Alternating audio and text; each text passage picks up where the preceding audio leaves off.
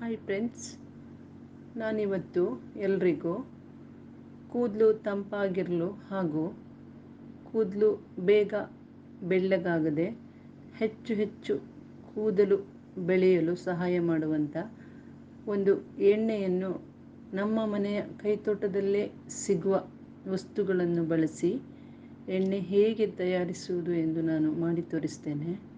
ಇದಕ್ಕೆ ಬೇಕಾಗುವ ವಸ್ತುಗಳು: ಭೃಂಗರಾಜ, ಉರಗ ಅಂದರೆ ಒಂದೆಲಗ, ದಾಸವಾಳ ಸೊಪ್ಪು, ಬೇವಿನ ಸೊಪ್ಪು, ತಿನ್ನುವ ಬೇವಿನ ಸೊಪ್ಪು ಅಂದರೆ ಕಹಿ ಬೇವಲ್ಲ, ಮದರಂಗಿ ಸೊಪ್ಪು, ಮಲ್ಲಿಗೆ ಹೂವು, ಗುಲಾಬಿ ಹೂವಿನ ದಳ ಎಸಳು ಹಾಗೂ ನೆಲನೆಲ್ಲಿ ಹಾಗೂ ಸ್ವಲ್ಪ ಹರಳೆಣ್ಣೆ ಹಾಗೂ ಎಣ್ಣೆ ಮಾಡಲು ಬಳಸುವ ತೆಂಗಿನ ಎಣ್ಣೆ.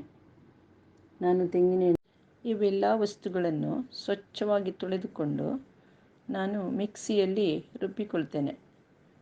ನಂತರ ತೆಂಗಿನ ಎಣ್ಣೆಯ ಜೊತೆ ಅದನ್ನು ಮಿಶ್ರಣ ಮಾಡಿ ಸಣ್ಣ ಉರಿಯಲ್ಲಿ ಕಬ್ಬಿಣದ ಬಾಣಲೆಯಲ್ಲಿ ಕುದಿಸ್ಕೊಳ್ತೇನೆ.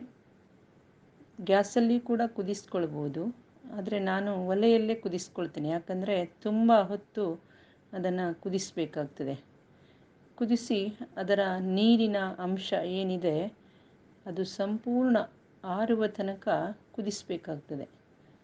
ಆ ನೀರಿನ ಗುಳ್ಳೆಗಳು ಸಂಪೂರ್ಣ ನಿಂತಾಗ ಎಣ್ಣೆ ಸರಿಯಾಗಿ ಕುದ್ದಿದೆ ಎಂದು ತಿಳಿದುಕೊಳ್ಳಬೇಕು. ಹೆಚ್ಚು ಹೊಗೆ ಬರುವಷ್ಟು ಕಾದಿಸಿದರೆ ಎಣ್ಣೆ ಕಾವೇರುತ್ತದೆ, ಅದು ಅಷ್ಟು ಹಿತವಾಗಿರುವುದಿಲ್ಲ.